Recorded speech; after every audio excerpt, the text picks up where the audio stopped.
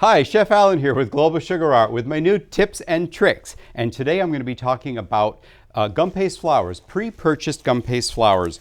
When you get a flower in the mail, it will look like this.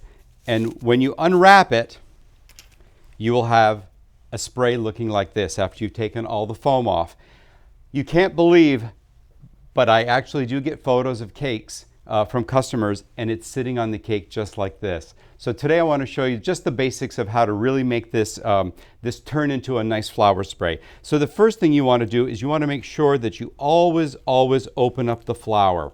That's the most critical part. And that's what I see a lot of sort of novice and beginning decorators failing to do, is opening up the flowers the proper way.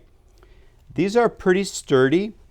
I always recommend when you're opening the flowers, grab them by the base of the petal and then move it from there. But these really don't break really easily, so you can move them around.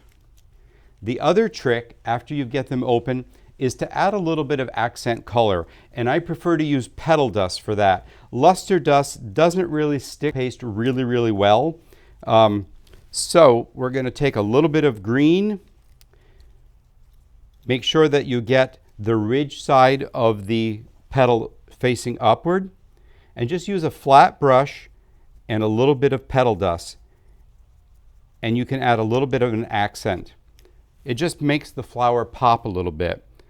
Here I'm going to use a little bit of pink,